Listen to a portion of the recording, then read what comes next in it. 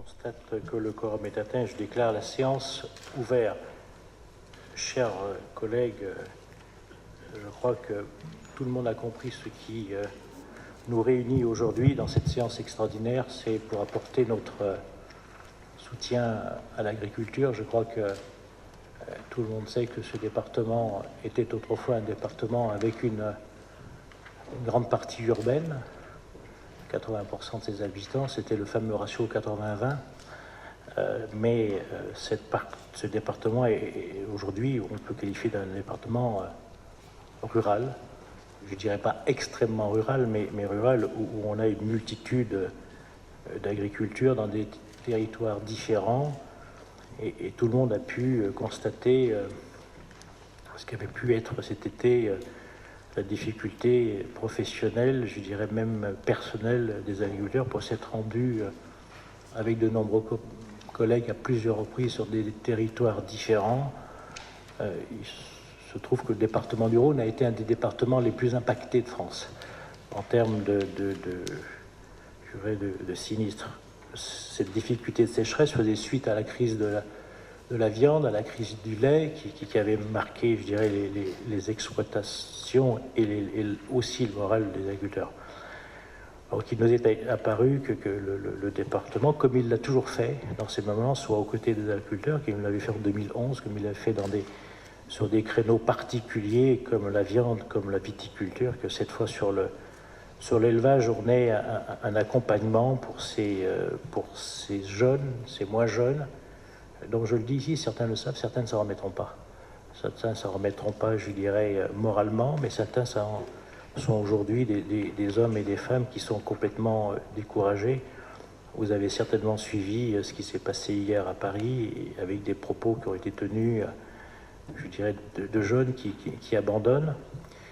La manifestation d'hier a démontré que c'était aussi la solidarité de l'agriculture, parce que déplacer 1400 tracteurs à Paris pour des jeunes qui sont comme ceux de Lyon qui sont partis, qui ont fait 12 heures de conduite, dont une jeune fille, des dames, qu'on connaît bien avec Daniel, ce qui montre que c'est vraiment toute la profession, et je voulais que nous ayons tous, et ils le savent, je dirais un moment de solidarité. On a tous rencontré sur nos territoires les responsables agricoles, les responsables syndicaux, à qui j'aurais aussi témoigné ma solidarité, notre solidarité globalement, et leur dire qu'on a préparé cette séance avec eux.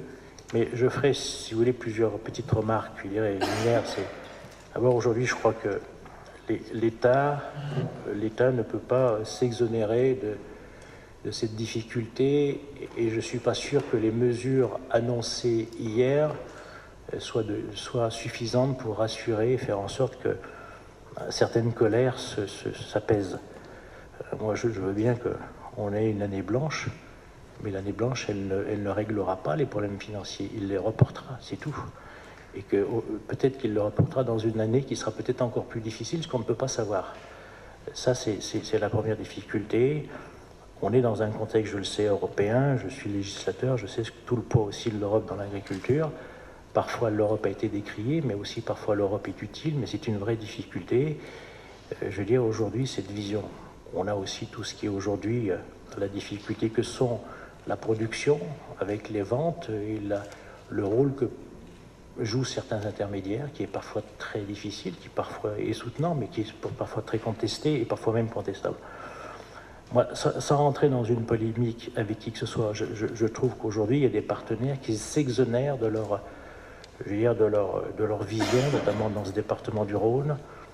Je le dis, ça va peut-être susciter débat, mais je trouve que la région est cruellement absente.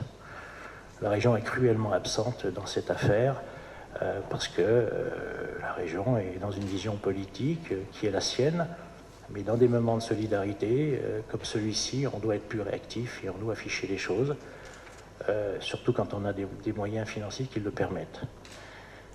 Je trouve que la métropole ne pourra pas s'exonérer de sa contribution à l'agriculture. Je rappellerai que les deux plus grosses fermes de production, je dirais, de bêtes du Rhône sont sur la métropole.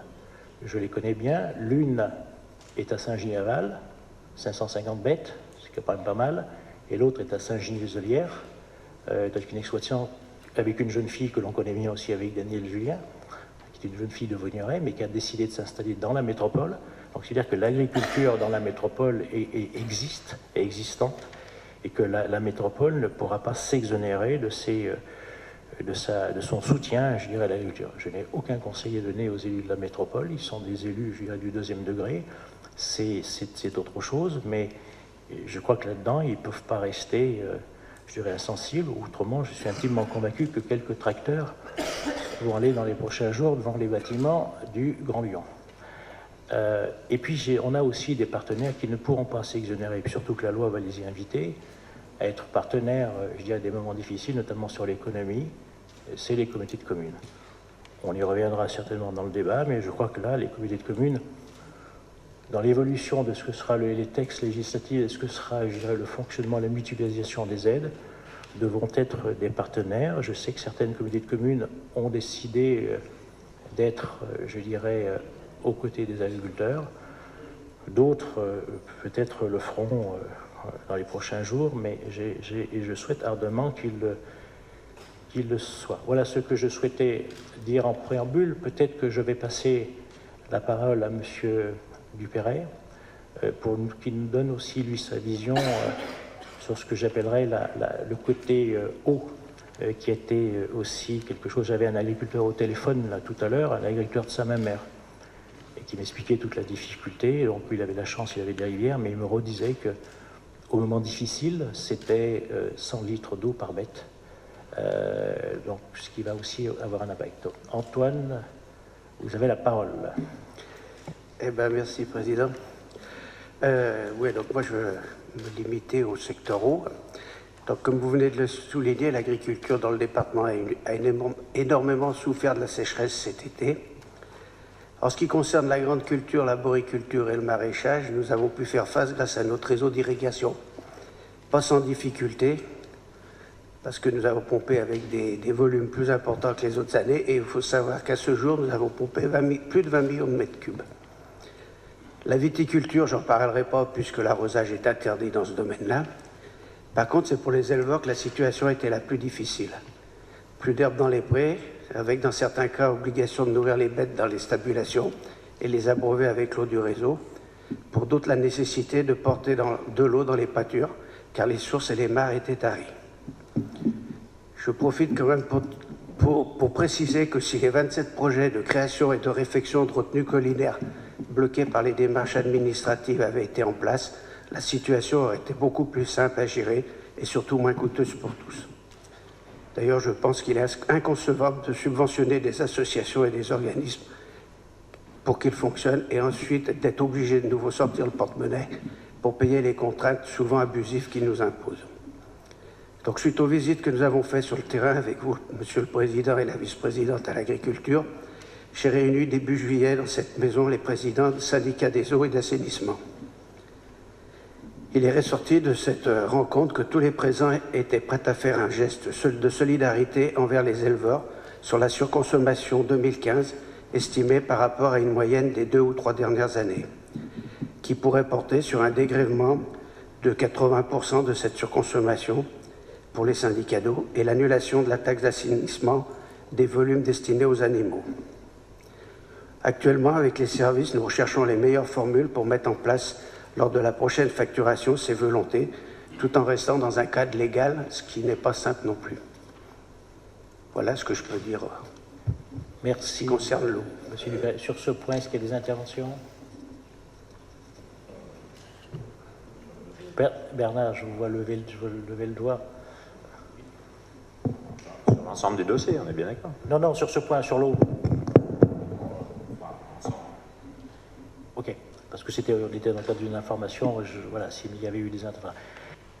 Alors, chers collègues, nous sommes dans l'examen du rapport du plan de soutien exceptionnel d'urgence à l'agriculture. Comme je vous l'ai informé lorsque je vous ai convoqué le 25 août dernier à cette séance publique exceptionnelle, ce plan de soutien de l'agriculture est présenté en urgence. Pour nous conformer à la loi, il convient que nous prononcions dans un premier temps sur le caractère d'urgence de ce rapport. Qui est-ce qui est contre? Qui s'abstient? Qui est-ce qui est pour? Le rapport est adopté à l'unanimité.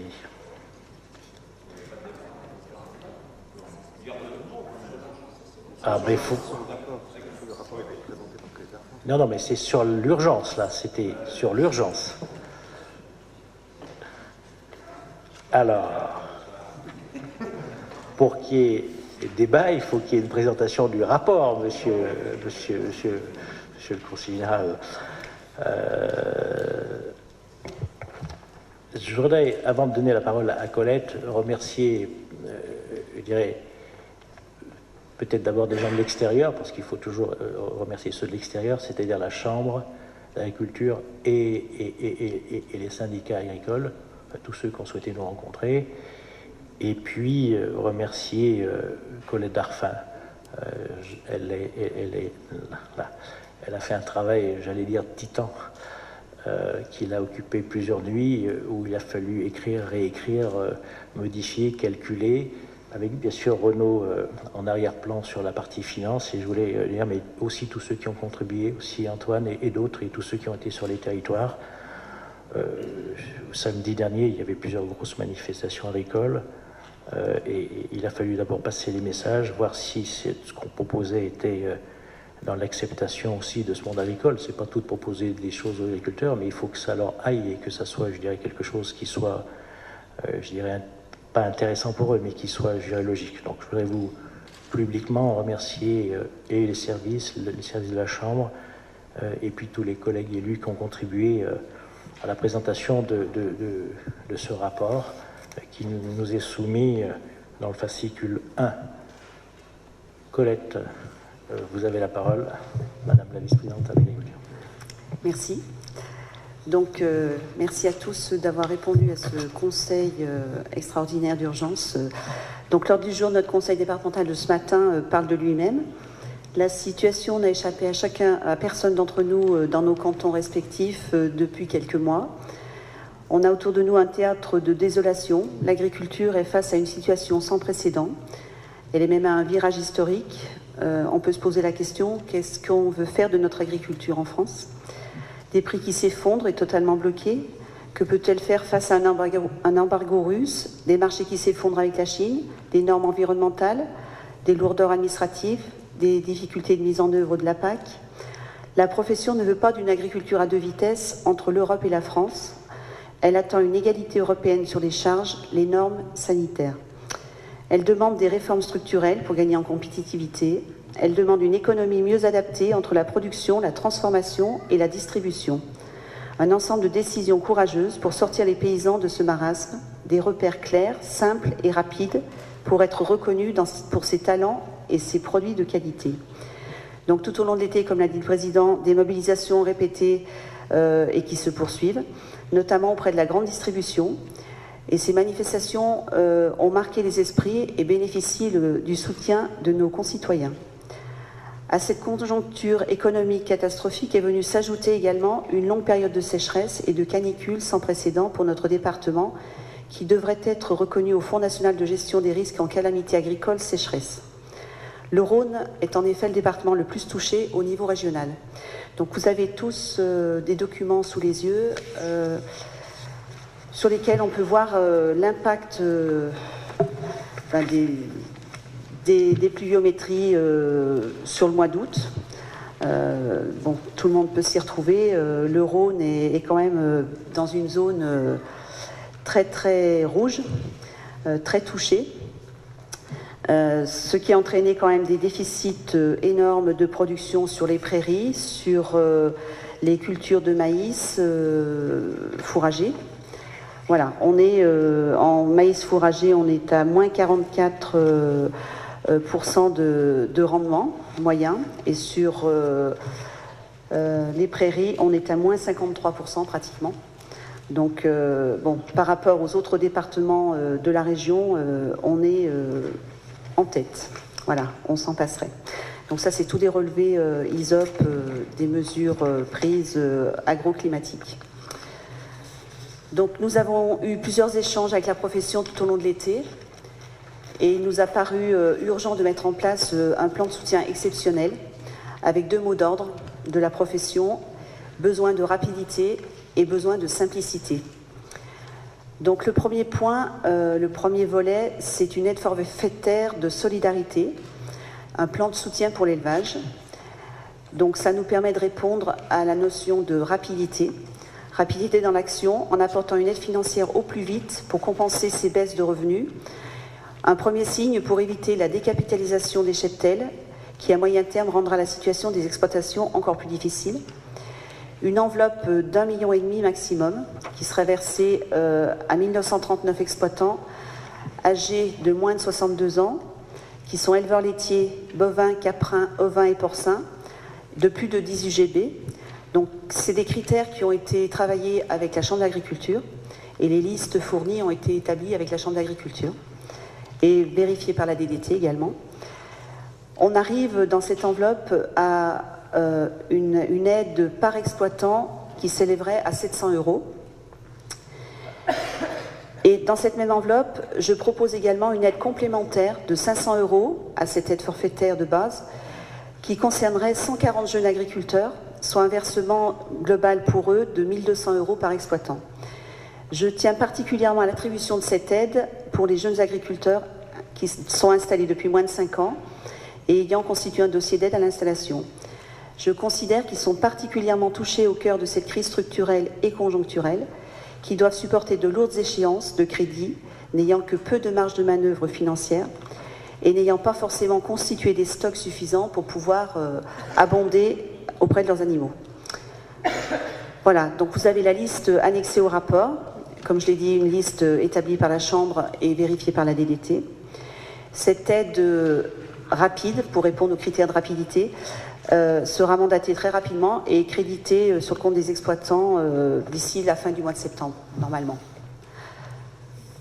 Voilà, pour le premier volet de notre rapport de ce matin.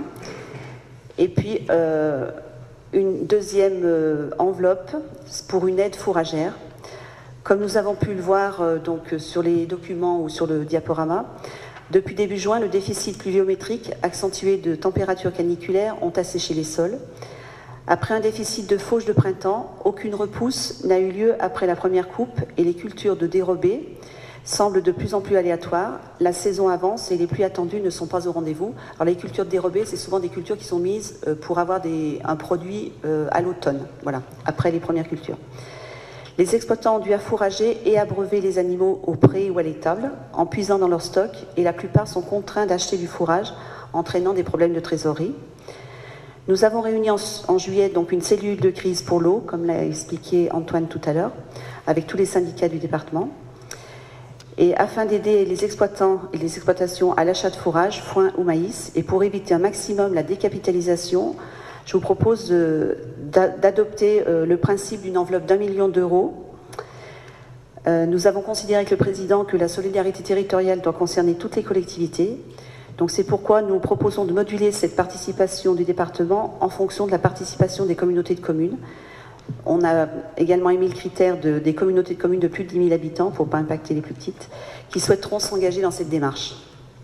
Voilà, avec cette aide fourragère, on répond aux critères de simplicité, qui est demandé par la profession. Dans la démarche d'aide pour le dépôt des dossiers par les exploitations, dans le cadre de cette convention que nous avons avec la Chambre d'agriculture, elle servira de guichet unique dans la mise en place de cette aide. Les exploitations ayant effectué des achats de fourrage devront déposer leur dossier auprès de la Chambre en joignant les factures d'achat acquittées datées entre le 1er juillet et le 31 octobre, précisant le tonnage et le type de fourrage. Les dossiers devront être transmis au plus tard le 15 novembre afin de procéder à l'attribution nominative des aides lors du dernier conseil départemental de cette année 2015 pour un versement tout début 2016. Voilà les explications de notre rapport de ce matin. J'imagine qu'il y a des interventions. M. Chavreau qui avait déjà levé le doigt en amont. Bernard. Oui. Bien évidemment, le département qui a toujours été solidaire de l'agriculture, on montre qu'on continue et on va vous suivre sur ce dossier. Il n'y a pas de problème. même si on peut quand même faire quelques remarques. Alors, ce matin, moi, je suis allé voir un agriculteur pour essayer de comprendre ce que 700 €, ça faisait dans son budget.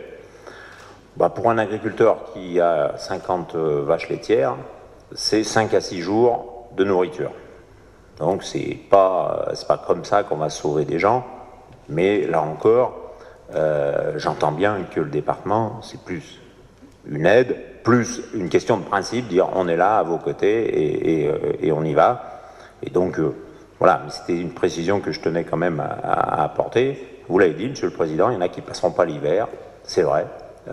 Et je pense que cette fois c'est vrai, parce qu'à chaque crise on l'entend, mais cette fois il y a deux crises.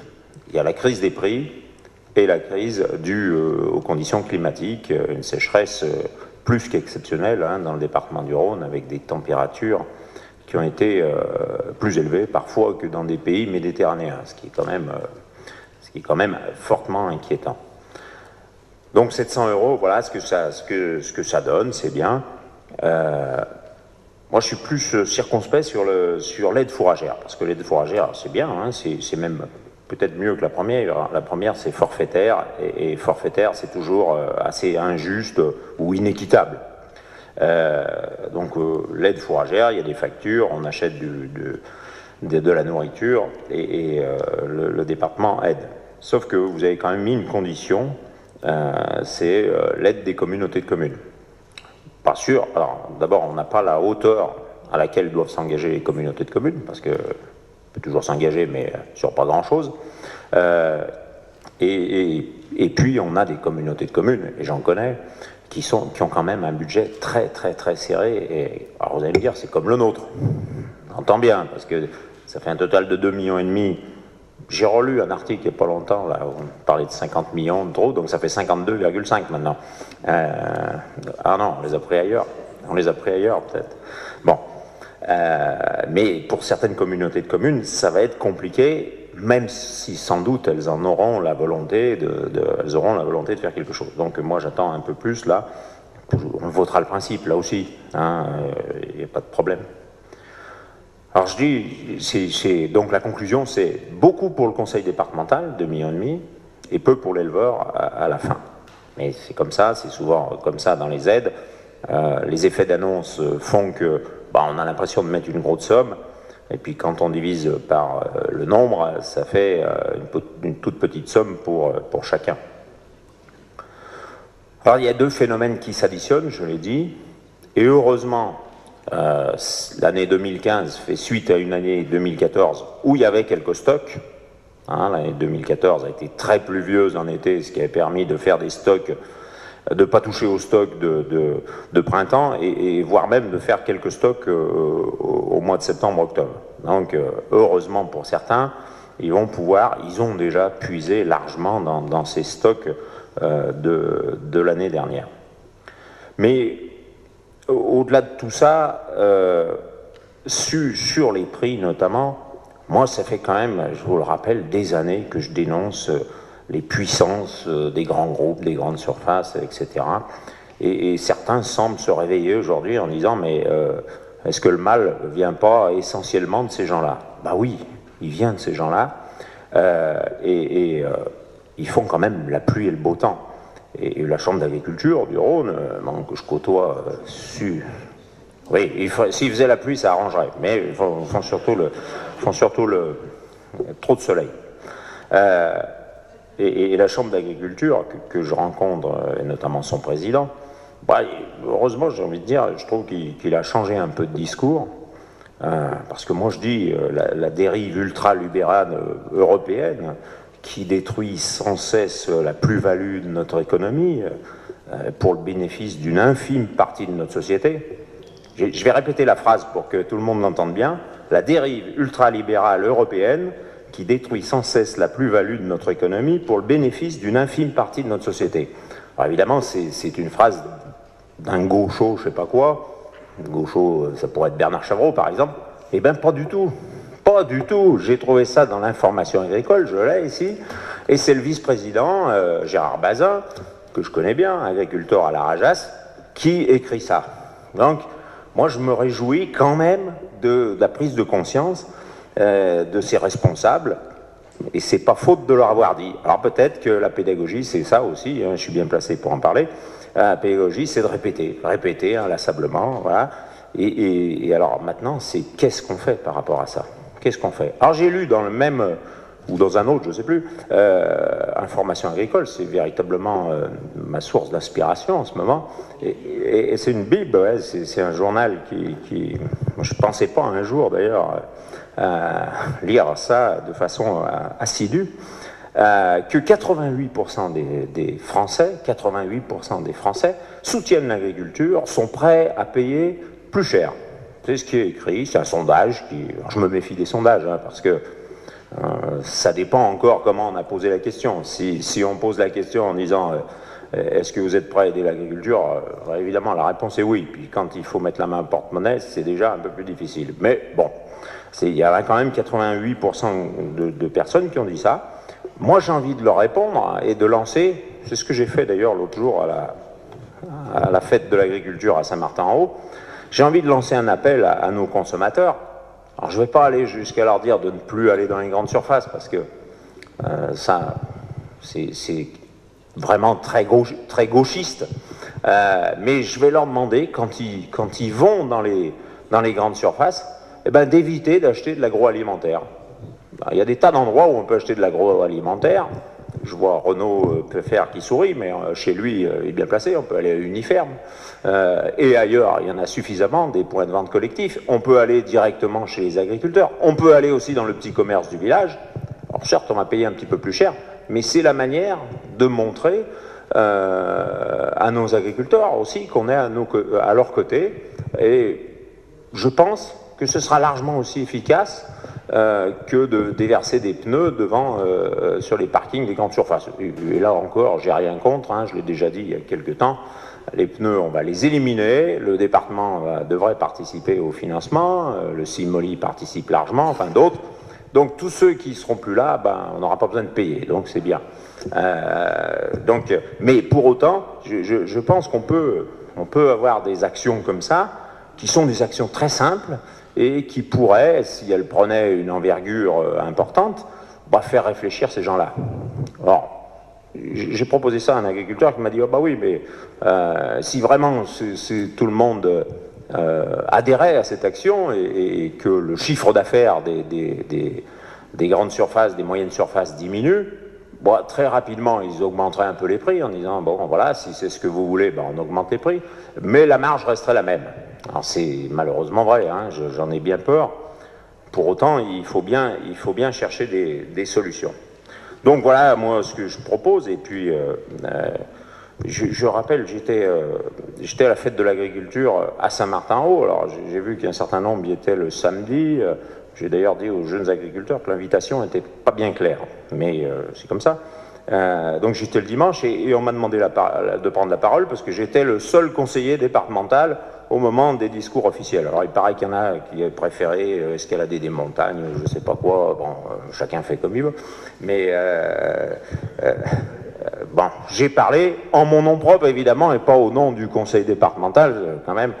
Je rappelle, je leur ai rappelé que j'étais quand même dans l'opposition, donc ça m'était un petit peu difficile.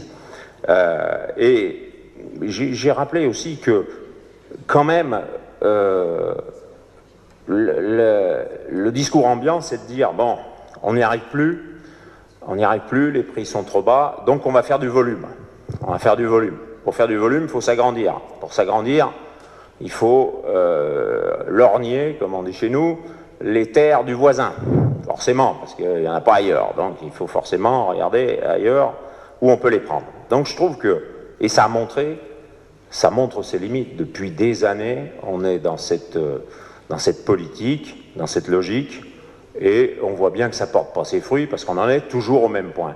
Donc il serait peut-être temps de se mettre autour d'une table avec les responsables agricoles, ce que le département fait souvent, hein, ça je le sais bien, mais peut-être pour essayer de trouver d'autres solutions.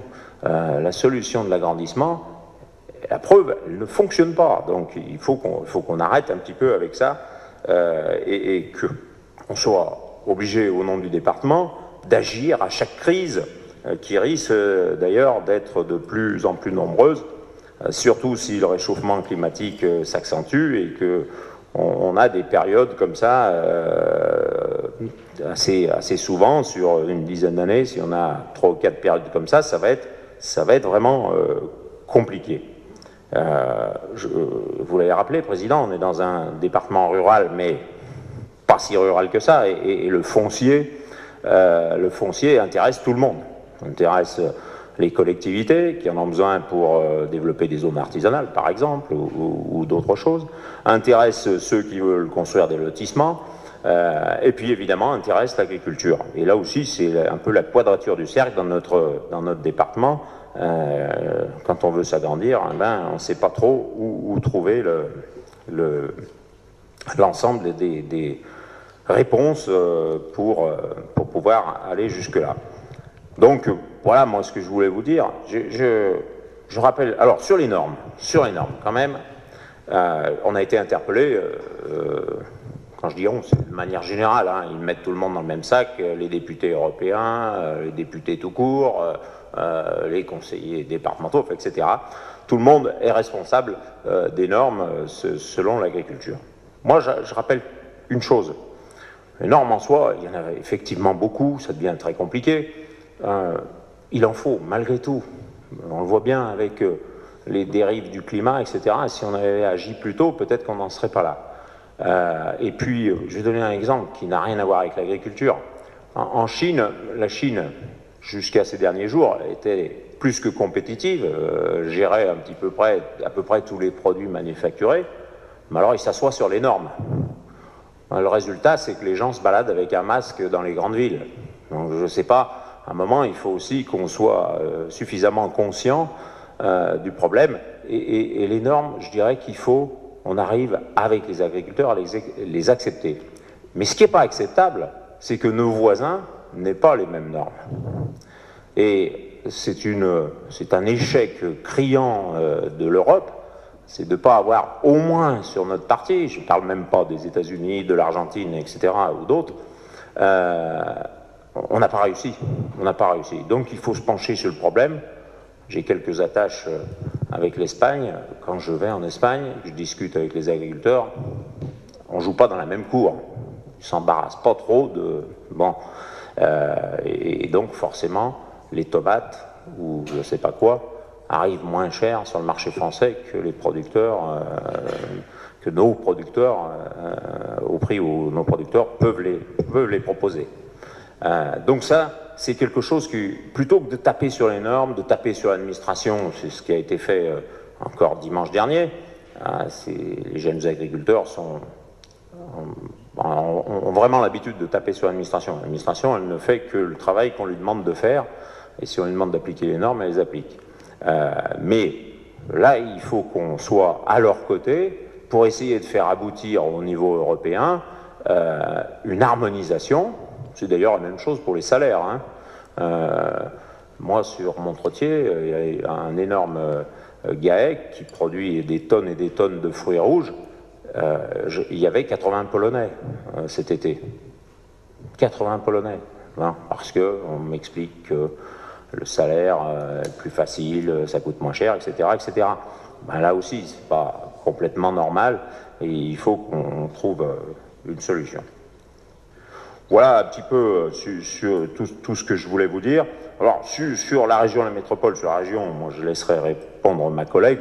Je précise simplement que la région a un budget finalement assez restreint par rapport au nombre d'agriculteurs qu'elle a, parce qu'il n'y a pas que ceux du Rhône, il y en a d'autres.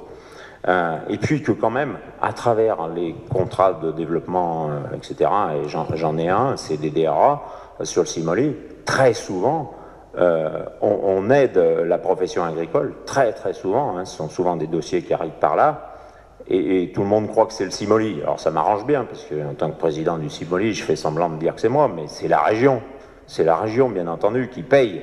Donc l'enveloppe, elle était déjà là, et je pense que sur ce problème, il y aura peut-être des réflexions qui seront menées. Voilà un petit peu ma réflexion, mais sincèrement, mettons-nous autour d'une table et essayons de voir l'avenir de l'agriculture du département du Rhône. J'étais 2 jours, hier et avant-hier, aux rencontres TEPOS dans les Deux-Sèvres. Là aussi, on ne joue pas dans la même cour. Hein. C'est plus facile de cultiver dans ces régions Poitou-Charentes et autres que de travailler dans les monts du Lyonnais, bien entendu. Donc il faut qu'on trouve des compensations, il faut que la zone de montagne soit véritablement marque la différence et permette, si aide il doit y avoir, puisque l'agriculture, je vous le rappelle, vit quand même énormément sous ponction de l'Europe et autres, il faut que ce soit réparti peut-être différemment. Voilà. Merci, M. Chavreau. On va peut-être Madame. Oui, merci, Monsieur le Président, de me donner la parole. Effectivement, Monsieur Chavreau a dit que j'allais intervenir sur la région et je vous rassure, je ne vais pas passer le mandat à justifier les actions de mes anciens collègues. Mais à force de vous entendre, Monsieur le Président, critiquer l'action régionale, je me dis que vous la méconnaissez. Premièrement, vous avez reproché par le passé à la région de ne pas avoir inscrit une certaine déviation dans le plan État-région, d'ailleurs vous le répétez, à qui veut l'entendre et même ceux qui ne veulent pas l'entendre. Alors que la compétence sur les routes n'est pas régionale, sauf en Ardèche où il n'y a pas de train. Alors, ça aurait été à l'un de vos prédécesseurs d'inscrire cette déviation dans ce fameux plan État-région, comme il a su si bien d'ailleurs le faire sur divers dossiers concernant l'Ouest rhodanien. Pour revenir à l'agriculture, qui est donc le propos du jour, Bernard a effectivement évoqué les CDDRA, mais vous semblez ignorer dans l'actualité, peut-être que vous étiez ailleurs en vacances, que le président Kéran a passé son été auprès des agriculteurs, y compris dans le Rhône d'ailleurs, et il est là tout à fait dans son rôle, contrairement à d'autres qui sont simplement en campagne. Sachez que lors de la séance publique du 15 septembre prochain, il sera mis au débat 5 millions d'aides de la région tout de suite, aide d'urgence donc, à compléter si besoin d'une somme supplémentaire à la séance d'octobre. Donc voilà, je pense qu'on ne peut pas dire que la région ne fait rien et ces actions qui sont prévues suivent bien sûr celles de l'année dernière sur la sécheresse. Merci. Oui, Monsieur le Président, donc je voudrais intervenir aussi à plusieurs niveaux sur ce dossier. Le premier, me réjouir même à la limite de la convocation exceptionnelle en urgence. Je ne sais pas s'il y avait besoin d'une urgence, mais je trouve que le message qui est passé et qui rappelle quand même un peu l'essence de notre collectivité, qui est une collectivité de solidarité. Et on a tous suivi la météo cet été. On a bien vu que le département du Rhône, tout seul, était souvent particulièrement touché par les sécheresses. Et on partage les difficultés des agriculteurs de nos territoires. Donc c'est bien lorsque le département, de façon un peu symbolique, communique sur cette solidarité. Je me réjouis aussi du fait qu'on puisse trouver 2,5 millions dans un budget alors qu'on ne l'avait pas prévu. Et je suis sûr qu'on n'aura pas une conférence de presse demain pour dire qu'on a un trou de 52,5 millions. Je plaisante un peu, mais non, mais ça veut dire que moi je salue et je soutiens les efforts de gestion. C'est qu'on est dans une période difficile, mais il y a des messages qu'il faut peut-être un peu mieux maîtriser. Aujourd'hui, on aide l'agriculture. Il faut savoir qu'il y a tout un autre pan d'activité, serait-ce que le BTP, qui ne dépend pas de subventions à la FNSEA ni à la Chambre d'agriculture, mais qui dépend des commandes du département sur les routes départementales et qui sont effrayées avec des gens qui sont mis au chômage, que peut-être dans quelques temps on aura payé au RSA, simplement par des discours alarmistes que certains de vos amis journalistes retraduisent. Et je pense qu'aujourd'hui, on pourra quand même communiquer pour dire qu'on est une collectivité solide qui finira son budget cette année, qui a même été capable d'en extraire des finances supplémentaires qui non prévues pour un secteur qui peut en avoir besoin. Je rappelle aussi Aujourd'hui, c'est l'élevage. En ce moment, se déroulent les vendanges dans le Beaujolais avec une baisse de production de 50% et dont on sait que les cours ne permettront pas de compenser cette perte de revenus et qu'on va connaître aussi des difficultés donc, dans d'autres territoires, comme on en a connu pour la viande précédemment. C'est vrai que l'agriculture pose des problèmes. Alors, moi, j'ai beaucoup suivi, lu, écouté, suivi, même lu le dossier. Sincèrement, le monde agricole, j'arrive pas à comprendre tout le système d'aide. Alors, je sais une chose, j'ai fait comme M. Chavreau, j'ai profité des vacances, j'ai pas l'habitude de faire beaucoup de courses, mais on achète auprès des producteurs locaux des fruits et des légumes de saison moins chers que dans les grandes surfaces. Et ça, on peut peut-être communiquer parce que je peux témoigner et les fruits et les légumes de qualité moins chers. En revanche, les multitudes d'aides et le fonctionnement du monde agricole, sincèrement, en m'y tenant, j'ai peut-être pas passé toutes mes nuits comme Madame Darphin, mais j'ai écouté très tardivement toutes les émissions télé, j'ai lu tout, de l'information agricole jusqu'à tous les journaux. J'arrive pas à tout comprendre. Et de temps en temps, on nous parle de prix d'achat qui est moindre parce qu'il est compensé par des primes de l'Europe. De temps en temps, on nous dit que c'est les pays émergents qui viennent casser les prix. De temps en temps, c'est l'Allemagne, pas un pays tout à fait émergent, et que du coup, nos agriculteurs iront même manifester après ensemble avec les Allemands à l'Europe, alors que c'est eux qui leur prennent les marchés. Enfin, sincèrement, j'y comprends pas grand-chose. Je sais simplement que certains agriculteurs souffrent, parce que je sais pas, j'ai vu dans la liste elle est tardivement, elle est fournie par la Chambre d'agriculture. Moi, il y en a 50% sur ma commune qui ne relèvent pas de l'aide, qui sont inscrits, parce qu'ils ont plus près de 70 ans que de 62, et pourtant ils sont bien inscrits, et on sait quand même les modes, et s'il y en a 50% sur ma commune, sur les 1900, il doit bien y en avoir d'autres, je pense qu'on ne me les a pas réservés pour moi, et donc il faudra sûrement qu'on regarde quand même en détail les informations que nous font passer la Chambre d'agriculture, les syndicats agricoles. De temps en temps, c'est tellement mêlé qu'on a du mal à faire un petit peu la différence. Donc, je crois qu'il faut qu'on soit très attentif. Je souhaite aussi, moi, depuis 20 ans, j'assiste chaque année à notre conférence agricole. Je préférerais, et on apporte chaque année des financements, notre collectivité, importants. J'aimerais bien que plutôt que répondre aux situations de crise, eh bien, on s'engage sur un plan un petit peu plus durable, comme l'a dit Bernard Chavreau, à un partenariat qui soit un peu constructif, mais au moins qui soit transparent. Qui soit transparent parce que là, ça n'est pas. Je vois aussi que dans ce cas précis, finalement, on l'a dit, donner en urgence 700 €, je ne sais pas si on n'a pas M. Belin et pas des exploitations sur notre territoire, j'espère. Enfin voilà, parce qu'il y a certains agriculteurs pour qui c'est, à la limite, c'est un demi-RSA sur un mois, c'est de l'aide sociale, je veux dire, on fait, et c'est normal, c'est notre compétence, on fait de l'aide sociale aux agriculteurs. Il faudra faire très attention à la façon dont on leur transmet. Bernard Chavreau a l'habitude de reprendre à son nom, au nom du simili, tout ce que donne la région et dire que ça vient de lui. Souvent, la Chambre d'agriculture a tendance à distribuer, dire que ça vient d'elle, de l'argent qui vient du département. Moi, il n'y a pas si longtemps, on a fait une campagne quand même départementale. J'ai rencontré des agriculteurs, j'ai même retrouvé leur nom, là, je ne pourrais pas se les reciter, qui vont toucher une prime, qui chantent les louanges de la Chambre d'agriculture et qui disent que le département, nous sommes des odieux personnages. D'ailleurs, il ne faut pas voter pour nous, il faut voter avec le Front National parce qu'ils en ont marre de l'aide sociale qui peut être apportée. Je ne pense pas qu'aujourd'hui, ils refusent la subvention qu'on va leur apporter, mais leur rappeler que le mot social, ce n'est pas un gros mot, que lorsque une frange de notre économie est en difficulté, c'est normal qu'on ait une solidarité pour l'aider, mais que tout le monde y a droit. Et je ne voudrais pas que demain, on se fasse justement reprocher de faire de l'aide sociale alors que c'est pour eux et qu'on attire les électeurs vers d'autres formations qui, justement, montrent du doigt cette solidarité qui est nécessaire.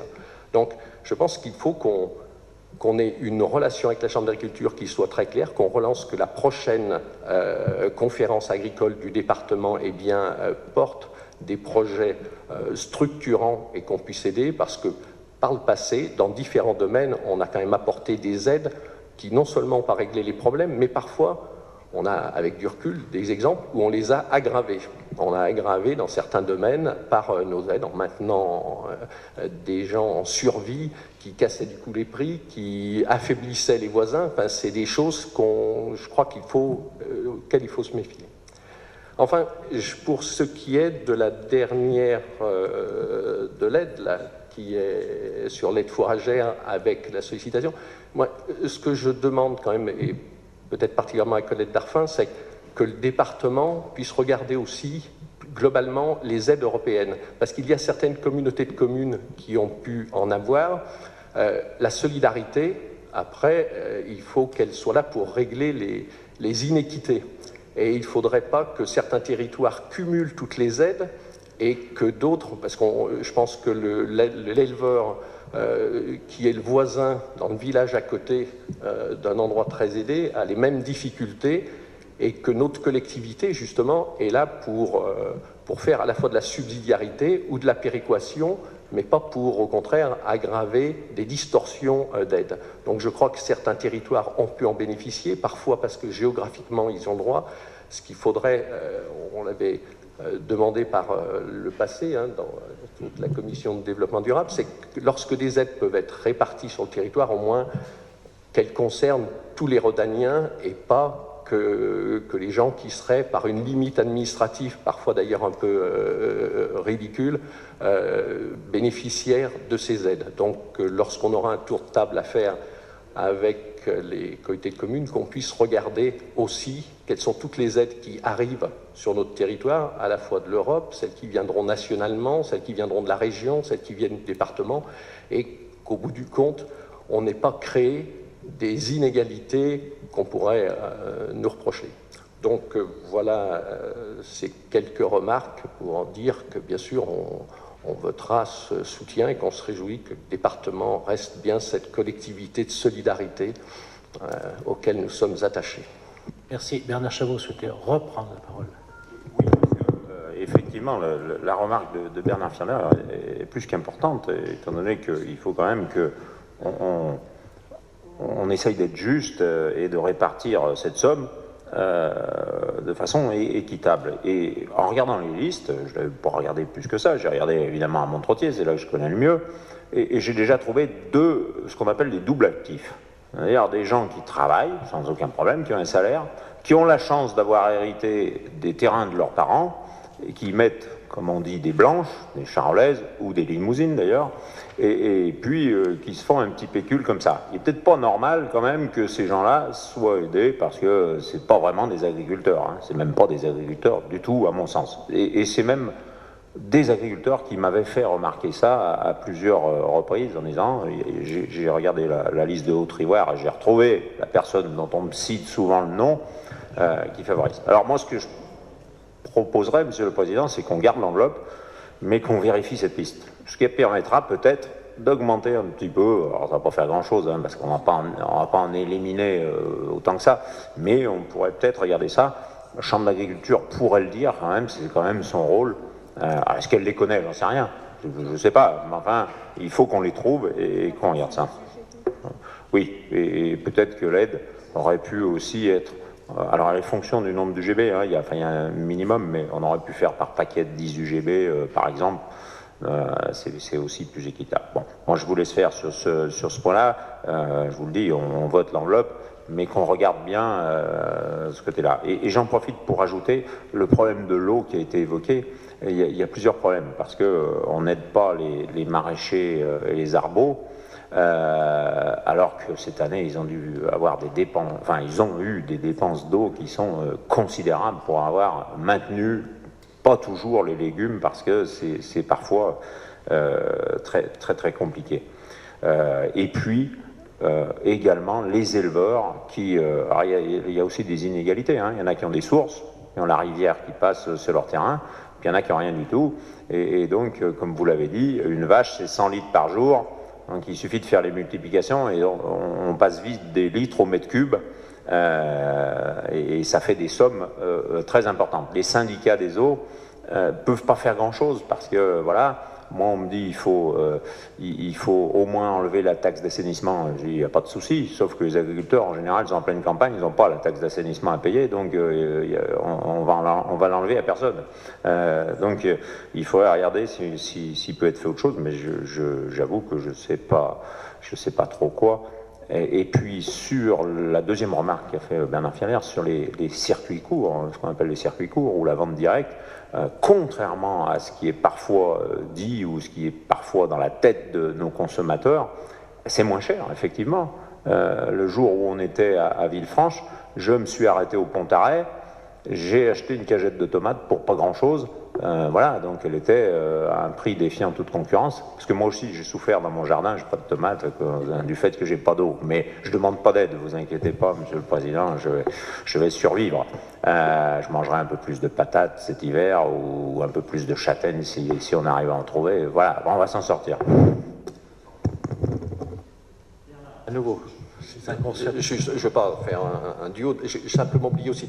Je crois qu'il faut aussi qu'on rappelle à la Chambre d'agriculture que l'aide qui va être apportée, elle est apportée par les contributions de tous les Rhodaniens, tous ceux qui travaillent et des entreprises. Et il faudrait qu'on ait un vrai partenariat, parce que je sais qu'on a protégé notre agriculture, mais on ne peut pas avoir constamment contre nous, après qu'ils aient touché des subventions, la Chambre d'agriculture, lorsqu'on a besoin de quelques terrains, pour y mettre des entreprises qui donnent des emplois, qui produisent de la richesse et qui permettent de leur donner des subventions. Et ça, c'est assez désagréable d'avoir...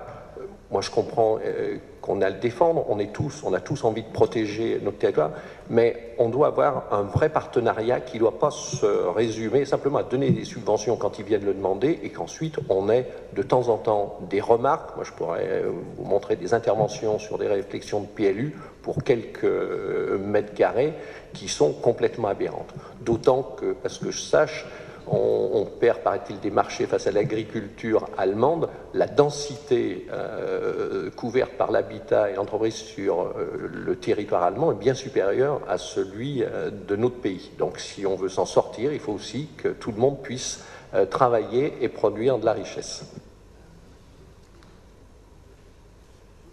Qu'il y a d'autres... La LG, ce qui est normal, à double titre, peut-être comme agriculteur et comme responsable d'un syndicat d'eau. Oui, donc merci Monsieur le Président de me donner la parole. Tout simplement, déjà par rapport à l'eau, si on veut, donc il me semble que c'est pas si difficile que ça pour les syndicats de répondre à la demande dans la mesure où c'est de l'eau qu'on n'aurait de toute façon pas vendue en tant que syndicat.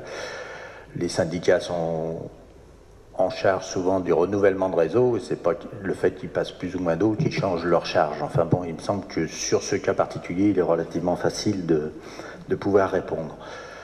Sur la délibération d'aujourd'hui, c'est vrai que, comme mes collègues, je demande à ce qu'on vérifie bien les listes de façon à ce qu'on ne soit pas dans une sorte de distorsion ou de mauvaise affectation, on va dire.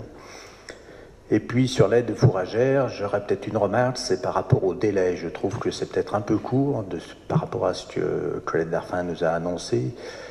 Et parce que le problème fourrager va se présenter sur toute la période hivernale, donc qu'on puisse au moins avoir un délai jusqu'à la fin de l'année, je pense, ce serait quand même une solution qui permettrait à chaque agriculteur de s'organiser, de voir avec ses stocks, etc. Puisqu'aujourd'hui on attendait quand même les pluies relativement tôt, souvent après 15 août on a des pluies qui arrivent. Cette année ça ne se passe pas, et donc les cultures de fin d'année, les cultures en dérobée vont pas pouvoir se mettre en place, et donc ça accentue encore ce phénomène de manque. Voilà, et puis d'une manière plus générale, je crois aussi que cette crise et cette crise économique d'une part et climatique de l'autre montre aussi que quand on a besoin de solidarité, il faut être aussi peut-être sur un territoire un peu plus large, et le fait qu'on ait un département plus réduit qu'à une époque, forcément pour lui l'effort est plus grand que si on avait la population de la métropole qui aussi pourrait contribuer, parce qu'elle a bénéficié de son environnement agricole, etc., pourrait contribuer aussi à ce titre de solidarité. Voilà, après, sur les problèmes plus généraux de l'agriculture, c'est un vaste sujet et il est peut-être pas le lieu ici d'en débattre plus avant. Merci. Monsieur Thiens. Oui, merci, Monsieur le Président. Oui, notre groupe votera sans réserve ce rapport, bien évidemment. Je voulais profiter de cet instant, Monsieur le Président, pour vous féliciter. Vous féliciter d'avoir réagi aussi rapidement et de façon aussi concrète dans un cas de figure qui est extrêmement compliqué pour nos agriculteurs. Nous savons qu'aujourd'hui, ils souffrent énormément. Ce n'est pas que la sécheresse, hein, ce n'est pas que conjoncturel, mais c'est bien un problème de fond. Alors, encore une fois, Monsieur le Président, je veux vous féliciter. Et puis, j'ai entendu beaucoup de choses aussi, beaucoup de choses, et notamment de mes collègues de gauche. Ils parlent, j'ai l'impression qu'ils regardent un peu le problème par le petit bout de la lorgnette. Aujourd'hui, le vrai problème qu'ont nos agriculteurs, c'est bien la compétitivité. Et cette compétitivité, elle ne sera effective que quand on arrivera à faire baisser les charges, et de façon conséquente dans ce pays. Et pas pour les agriculteurs, mais bien de façon générale pour l'économie. Et puis, on parle aussi de normes. On est écrasé de normes. On veut donner en exemple la France au monde entier. Bernard Chavot a parlé de la Chine, mais combien de pays émergents et d'autres pays ne respectent pas ces normes ou n'ont pas les mêmes contraintes? Parce qu'encore une fois, je le dis, les écologistes français font pression sur la gauche pour que notre économie soit détruite. Et je crois que moi, j'attends avec impatience les futures élections et là, on verra vraiment évoluer les choses. Alors, on fait un peu de politique politicienne. M. Chavreau est allé voir les agriculteurs pendant que d'autres faisaient leur campagne, mais je crois que lui aussi il a fait la campagne et que le président Kéran l'a fait aussi. Je crois qu'encore une fois, il ne faut pas se tromper de débat. Monsieur le Président, vous avez pris les choses par le bon bout, et encore une fois, je vous en félicite, et notre groupe est derrière vous. Merci. Allez. Peut-être apporter une petite réponse. Moi, je ne veux pas polémiquer avec Michel Thiens de façon... mais bon, quand même. Moi, ce que j'ai dit, si vous avez bien entendu, c'est qu'on mette les normes au même niveau. Alors, vous parlez que ça va aller mieux quand on aura changé le gouvernement. Sur les normes, vous êtes comme moi, vous n'y croyez pas plus que ça. Vous savez très bien qu'on n'enlèvera pas de normes. Je vous rappelle que ce gouvernement en a enlevé quelques-unes, mais c'est pas ce qui a fait la différence. Donc, on ne changera rien. Moi, je demande qu'une chose, c'est que les normes s'appliquent à tout le monde. Et la mondialisation, eh ben, il faut que nos gouvernants, quels qu'ils soient, se mettent en ordre de marche pour la faire avec d'autres dirigeants. Il va y avoir un sommet important à Paris à la fin de l'année. Si on est effectivement les seuls à prendre des décisions, bah ça ne va pas aller, évidemment. On va encore en remettre une couche, notamment sur les agriculteurs, mais pas que, aussi sur d'autres. Et donc, ça, c'est impératif d'avoir une vision mondiale de la situation. Alors, c'est peut-être utopique, mais c'est malgré tout comme ça. C'est pas en baissant le niveau, je dirais, côté environnement, le niveau social, parce que les charges, ça sert aussi à payer des retraites, à payer des maladies, etc., etc. C'est pas en baissant ça qu'on va améliorer le sort de tout le monde. Enfin, il ne faut pas rêver. Moi, je ne suis pas d'accord. C'est d'ailleurs ce qui nous différencie. Hein. Je ne suis pas d'accord avec votre politique, la politique que vous prétendez mettre en place. Mais enfin bon, ça, c'est d'autres débats. Et puis sur la politique politicienne, moi, je vais voir les agriculteurs quand on m'invite. Il m'avait invité le dimanche, j'y suis allé le dimanche, voilà, c'est tout. Mais je vais le voir à d'autres moments et je ne fais pas venir la presse complète. Alors, le président du conseil départemental, il est aussi dans son rôle, il est président du conseil départemental. Donc, c'est bien normal que quand il va quelque part, il avertit la presse. Bon, je l'entends bien et je ne lui reproche pas d'ailleurs. Il n'y a pas de souci là-dessus. Donc, ne créerons pas de polémique là où il n'y en a pas. Merci. Avant de passer au vote, avant des explications du président, je vais passer la parole au vice-président concerné, donc Madame Darfin. Alors, je vais essayer de répondre à quelques questions. C'est vrai qu'on a bien parcouru le territoire un peu en long, en large. On a rencontré des agriculteurs qui ne veulent plus d'une agriculture, effectivement, à deux vitesses entre l'Europe et la France. Ils veulent vivre de leurs revenus, des revenus de leur production, et ils veulent plus vivre des revenus de subvention. Voilà.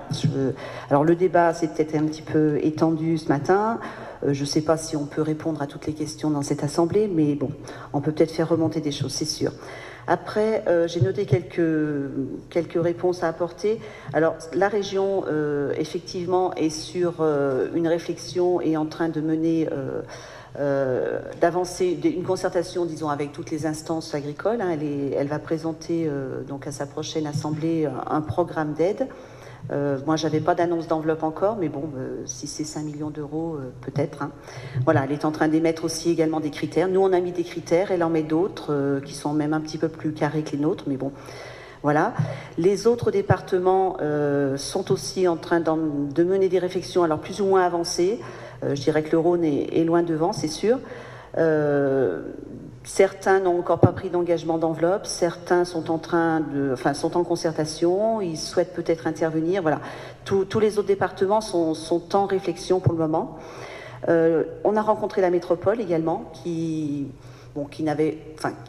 avance un peu dans sa réflexion et qui a priori se calera sur les critères que prend le département pour apporter l'aide à ses agriculteurs. Bon, voilà, il faut qu'ils avancent aussi dans leur démarche. Alors, je n'ai pas dit dans la présentation du rapport que notre soutien à l'aide fourragère était conditionné au soutien des aides des communautés de communes. On les entraîne dans notre mouvement, mais là où les communautés de communes n'interviendront pas, nous interviendrons quand même. Voilà, c'était une précision. Et on fera attention à l'aide qu'ils apporteront. Elle sera calculée de façon cohérente et avec la règle également des minimis pour tout ce qui est la globalité des aides.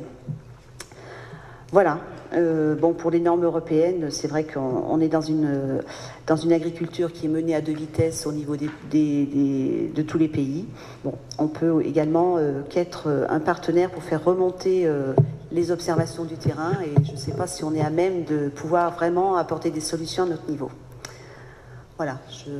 Pour les autres aspects, je ne sais pas si le président veut apporter d'autres éléments. Oui, je le ferai après Renaud sur la partie financière. Alors, le rôle du vice-président aux finances, c'est pas uniquement de compter les sous, parce que sinon, ce serait un boulot très inintéressant qui consisterait à constater les diminutions des dotations de l'État et à constater l'augmentation des aides sociales. Mais aujourd'hui, l'idée, c'est de se dire, alors qu'on a une collectivité, je crois, Bernard Fialaire, on ne peut pas dire aujourd'hui qu'elle est solide financièrement, parce que ce serait mentir. Tous les départements de France rencontrent de graves difficultés. On sait qu'il y a des départements qui, dès cette année, n'auront plus de capacité d'autofinancement. On sait que si les efforts dans le département du Rhône ne sont pas faits dès 2016, pas 2015, hein, dès 2016, on sera en difficulté. On a mis en place un plan de réduction des dépenses avec une première réunion qui a lieu cet après-midi, les rencontres avec les services la semaine prochaine, qui permettra à l'Assemblée de faire des choix.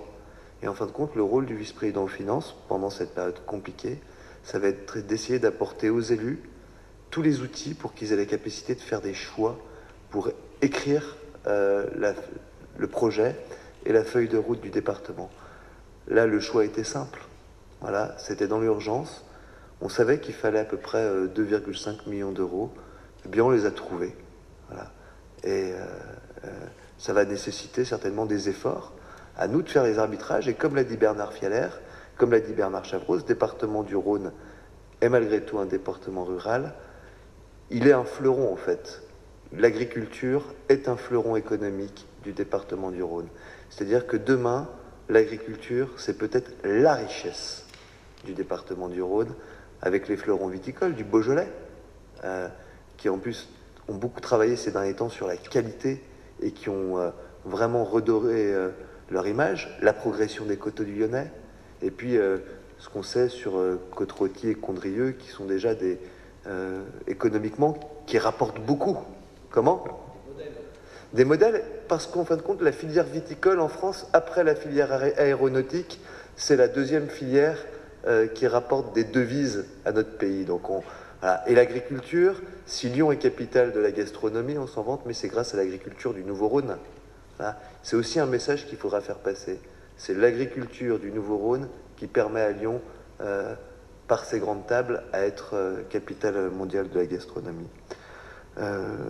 L'idée, donc, c'est de vous offrir des possibilités, de travailler aussi avec Bruno Pellachon sur comment on va pouvoir rebooster l'économie de notre territoire. On a rencontré hier, un peu par hasard, à la Fédération du bâtiment, dont vous parliez, le président. Ils attendent beaucoup de nous, et nous aussi on attend beaucoup d'eux, parce qu'on attend qu'ils assument aussi leur rôle pour que nous on puisse mener des politiques d'insertion efficaces en lien avec le monde économique. Aujourd'hui, c'est pas une aide sociale comme les autres, l'aide qui est apportée. On sait très bien que notre système social, qui a du mal à se financer, provoque un certain nombre de dérapages. Vous parliez tout à l'heure des travailleurs détachés, Bernard Chavreau, qu'on voit bien sûr dans les vignes, dans les coteaux, mais qu'on voit également à l'université d'été du PS à La Rochelle. C'est Comment? Mais non, je pouvais pas. J'aurais pu aller à l'île de Ré, c'était plus sympa. Mais voilà, aujourd'hui, il y a des gens qui sont drogués aux aides sociales. J'en parlais tout à l'heure avec un viticulteur qui n'arrive pas à recruter de travailleurs saisonniers. Parce que, clairement, on a un système social qui, pour certains abuseurs, ne privilégie pas le travail. Il y a des gens qui, on se rend compte, on va pas balancer n'importe quoi en disant que tous ceux qui sont aux aides sociales sont des feignants, parce qu'on serait dans la caricature et dans le discours qu'essaye de porter Madame Le Pen. Mais aujourd'hui, les agriculteurs sont des gens qui travaillent. Voilà. Et que 700 €, c'est pas que symbolique. Parce que c'est pas 700 € pour aider à acheter du fourrage. C'est 700 € pour manger. Vous avez bien vu, il y a des agriculteurs qui ont différentes fortunes. Nous, l'idée, dans ce rapport, c'est d'aider de façon un peu équitable. Alors, il faudra corriger, bien sûr, sur la liste de la Chambre d'agriculture. Moi, j'ai vu qu'il y avait même des morts. Alors, on va pas, bon, il ne demandera jamais, remarque, celui-là. Mais, comment parisienne. Voilà, l'idée, c'est d'apporter un secours à un moment où c'est difficile pour les foyers, pour les familles. Et puis ce qui est fait pour les jeunes agriculteurs, c'est aussi un message qu'on envoie, que c'est pas un métier. Alors même si, bien sûr, on va pas pouvoir reproduire ce genre de plan tous les ans, parce que c'est clair, cette année est une année un peu exceptionnelle. D'ailleurs, c'est un plan exceptionnel. On a été puisé dans ce qu'on avait prévu comme des dépenses imprévues. Voilà. Et je crois que le rôle du département aujourd'hui, ça va être de fédérer ce qu'il fait avec les acteurs de l'eau, en travaillant avec la région. Je crois que Colette Darphin, cette semaine, est à la région, et qu'on est un peu le département qui a pris les devants sur cette question. On a même essayé de mobiliser d'autres acteurs, comme la métropole. On va essayer de mobiliser les communautés de communes qui ont un rôle à jouer essentiel. Voilà.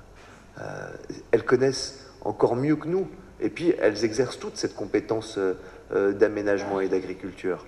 Donc l'idée, c'est à la fois de fédérer, et puis aussi c'est d'interroger la profession.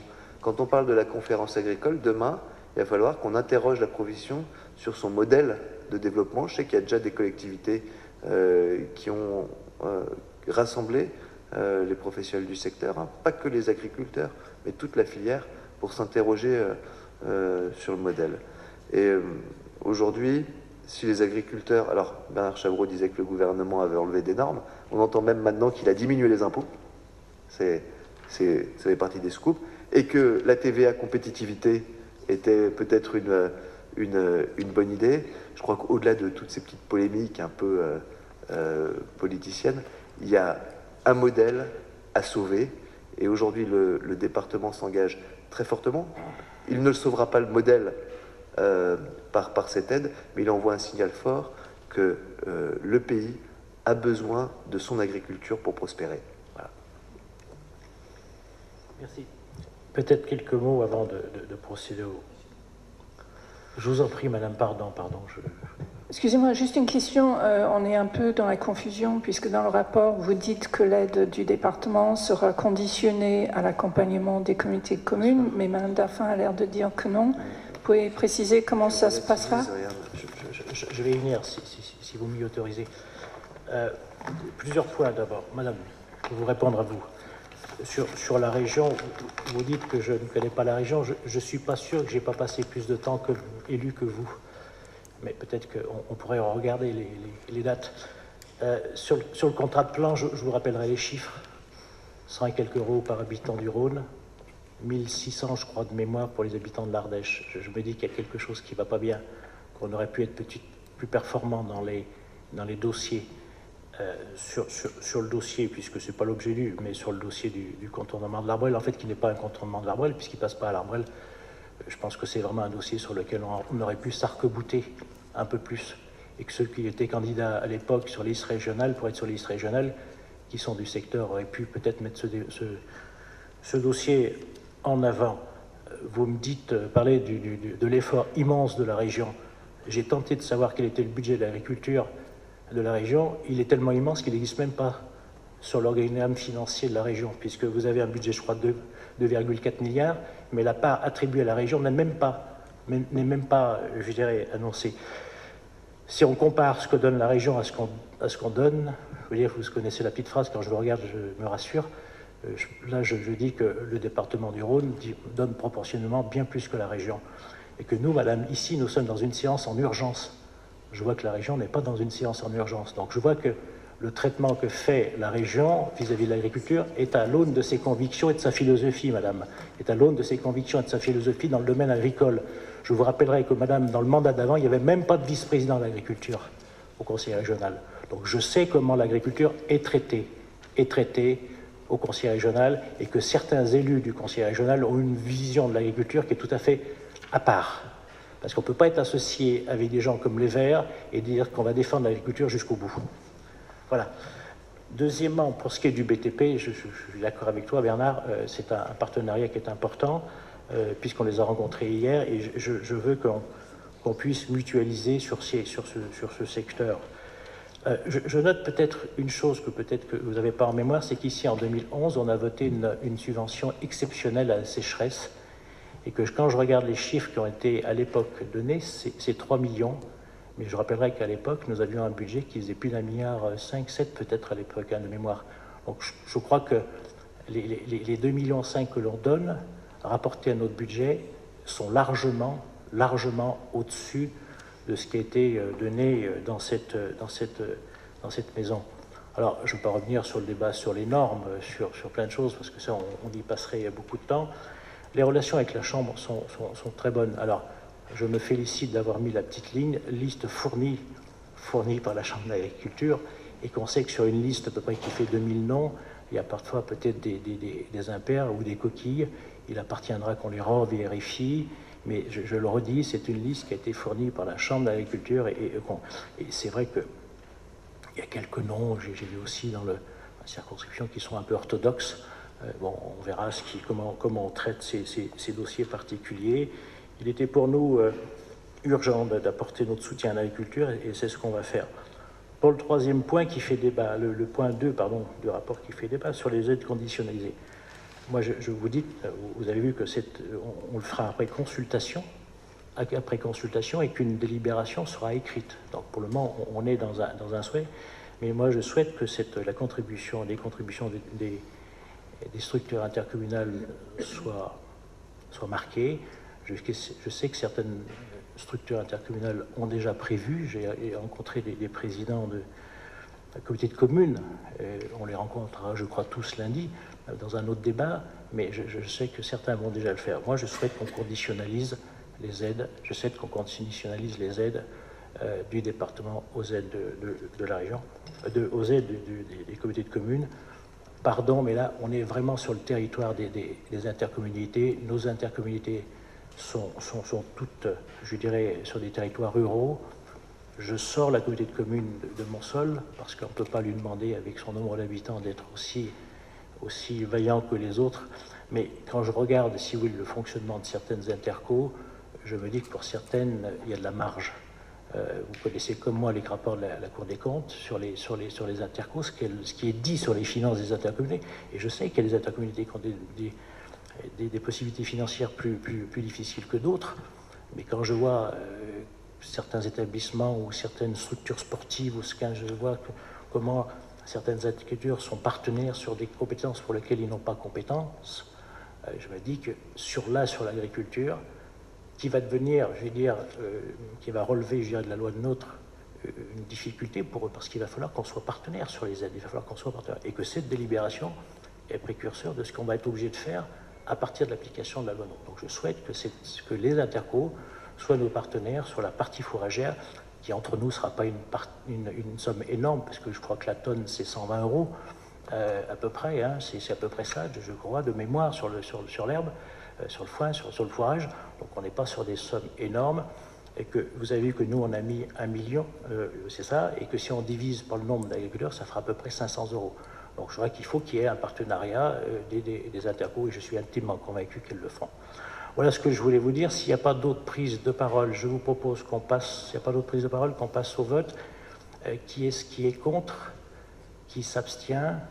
J'en déduis qu'il est voté à l'unanimité. Je vous en remercie, mesdames et messieurs. Peut-être, avant de se quitter, peut-être non, il y a une intervention, Bernard, non? Non, je vois une interrogation. La prochaine séance sera le 2 octobre au musée de Saint-Romain-en-Galles, en face de Vienne, pour les faibles en géographie. La séance est levée. Je vous invite tous, publics, agents, à nous rejoindre sur un buffet fait par des produits agricoles du département, j'espère, dans la cour intérieure. Mesdames et messieurs, bon week-end, et j'imagine qu'un grand nombre seront ce samedi et ce dimanche sur les manifestations agricoles, dont le Rhône a un grand nombre ce week-end, a commencé chez toi. Comice agricole à Saint-Pierre-de-Chandieu. Saint-Pierre-de-Chandieu, la fête de la vigne à Soucieux, la fête de l'agriculture Saint-Jean, la foire de Polyonnais qui est encore une foire un peu agricole, et plein d'autres, et puis peut-être dans les monts du Lièvre, c'est les chameaux. On m'a demandé de vous représenter à l'inauguration du rucher de l'apiculture, du rucher école de l'apiculture à Marcy-l'Étoile. Donc c'est bien volontiers, j'ai oublié de le dire dans mon propos, les apiculteurs souffrent aussi, mais pour d'autres raisons, même si la sécheresse influe sur les abeilles. Et donc, j'irai volontiers vous représenter dimanche. Je savais que vous aviez un tropisme particulier pour les abeilles. Et complètement. Vous avez plus d'amis que moi dans la métropole, donc je pensais que vous pouviez avoir cette représentation. Je reviens d'un mot sur Saint-Martin-Haut, puisqu'on nous a reproché d'être le dimanche à une grande messe, mais vous savez que cette maison était démocrate chrétienne, donc la messe est quelque chose qui a marqué les esprits. Le samedi, nous étions quand même 5 conseillers départementaux, ceux du canton, donc nous étions, et comme le dimanche était une manifestation régionale, on a laissé la place à ceux qui étaient plus dans un esprit régional. Mais j'ai pu comprendre que même le président de la région n'y était pas. Mesdames et messieurs, la séance est close.